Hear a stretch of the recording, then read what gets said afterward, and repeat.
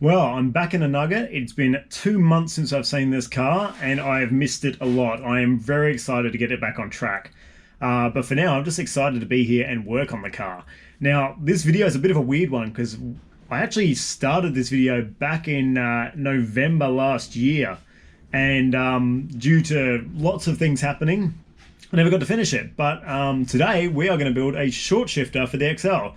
So let's rewind back to November last year to when we started this, and then we'll come back to today to finish it. Let's go.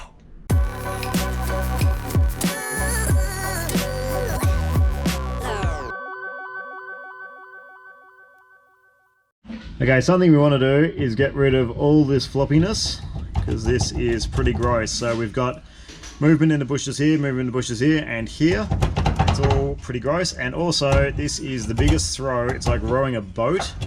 So the way to do that is to extend out this bottom section here, and we can also shorten the stick as well if need be. But with the bottom section shortened, it should be sort of go from there to there-ish instead of all the way back here. So it'll be a much shorter throw. So we'll shorten that first, see how it feels, and then we can always shorten the top after that.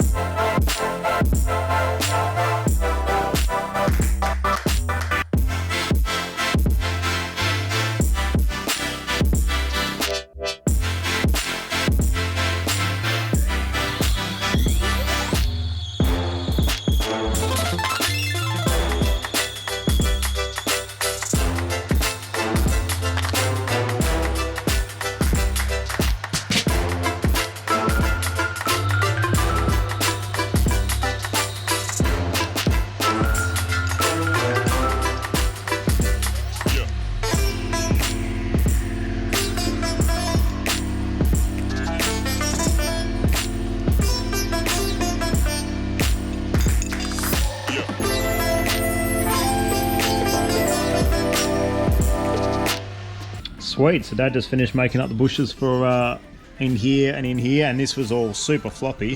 How can I need to try and hold this. There we go, so you can see that now. It's way firmer, but it still springs back really well. Works great. So that's new bushes in the bottom section here and new bushes in here, and he's just turning up the bushes for the actual throw of the shifter. But that's great. And what I've done here, and we'll just spin this around.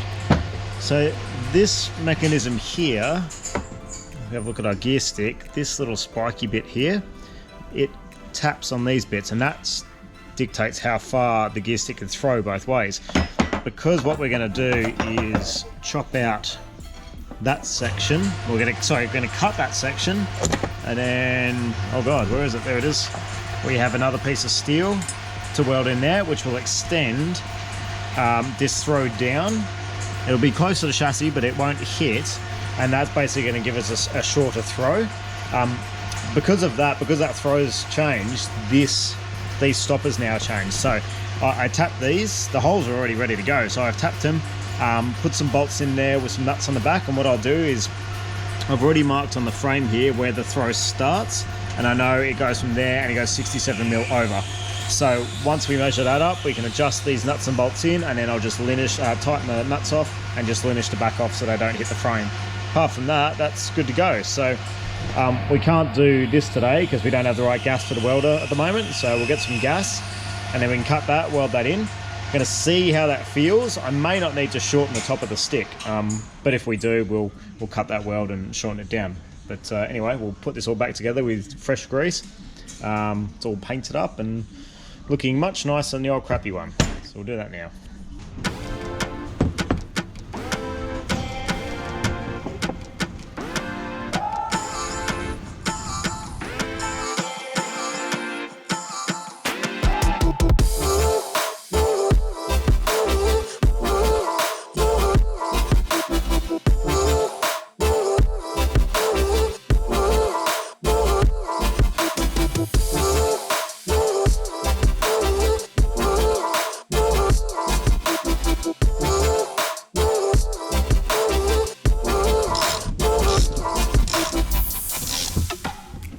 Okay, so we're back. It's 2020, 20th of May. So we've caught up a bit. The Nug's still alive, still good, been undercover. Although Dad's turned this place into a bit of a bike workshop now. And your Dad? I have. He's working on a flat twin Beamer tank 1200, and he's building this freaking awesome Honda 750. What is it? CB 750 K-Series. There you go, K-Series CB 750, which is a very cool old school bike Dad used to work on a lot back in the day, and now restoring this for a friend, and it's coming out really cool. He's got everything here, all sandblaster crankcases, which he now has a sandblasting cabinet, which I might borrow. So that's very cool anyway. So that's what's been happening in the garage while I've been gone. It's been the Nugget bike project. So anyway, we're back, and the thing we were waiting on was Dad was just waiting for some parts for the welder so we could weld in this gap. You remember I said we're going to extend this bar? So now that bar is extended. We left a bit of weld, Dad's left a bit of weld on the back there to keep it nice and strong. And it's perfect. The only downside we've had is going into second. See, it clears there, but when you crank over for second, it hits the frame. So I'm just going to drill out this part here to leave a bit of clearance for going into second gear. Everything else is good. All our bushes that Dad made up on the lathe are really nice. Like, it's so tight and smooth now, which is great because that's something I hated about the old XL shifter. If we go in here, you can see that that's just movement from the shit bushes. Have a look at that. That sucks. I hate that. No one likes floppy things, okay? So anyway, let's try and fix this puppy, and we can get it in and set it all up.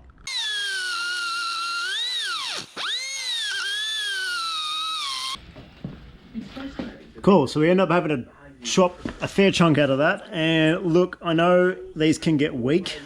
People break them, but they usually break them at these welds. So I'm going to take my old one along to events, and if I break it, I can put the old one back in, but we'll see how this goes. Otherwise, what we can do, basically weld a plate on the bottom and just make the sucker nice and strong. But I think this will be all right. I'm not overly tough with the gears. I'm not a gorilla. So we'll see how this goes, and we'll just wait for this paint to dry. I've just painted up this little bit, and we'll put it in and see how it looks.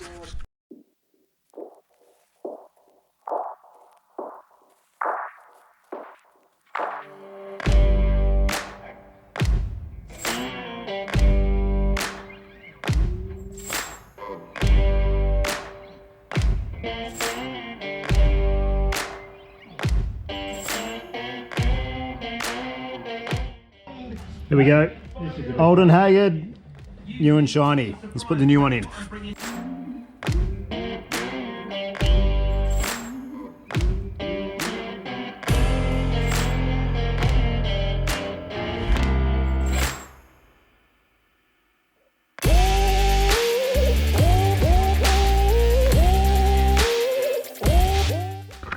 Okay, so we've got a stick in, and it feels freaking amazing. The way I'm measuring everything is, so we've got this little shaft here, so I'm measuring from the black sheath to the nut there. So I know that the throw is 50 mil, and so I've lined up the front there. You probably see it as a little notch, so I know that's where the front of the throw starts. So we've got that at about 20, just under 25 mil, and then if we put it into third, should be 75 mil, which we're just a bit off. So I'm just going to wind that back screw in a little bit, and that'll give us our 50 mil throw. But apart from that, this feels, you remember how wobbly and loose was? Look how tight that is now. First, it feels like a real car. It's amazing. See, I remember how floppy the old one was. I'll do a comparison of the throw, but so much better, like infinitely better. It's one of the things I hated about this car, so I'm pretty stoked on that. Let's get this finished up.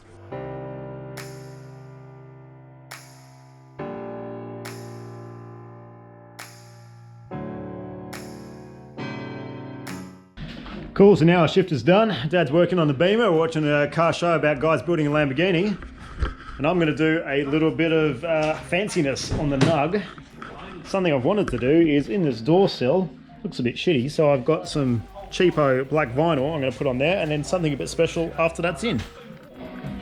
There we go, because we don't have a door sill, we now have this little vinyl door sill to clean it up, and to put on that, I got these bad boys. Vinyl cut Nugget Project stickers. Where did I get these? That's a story for the next video. But for now, let's put them on.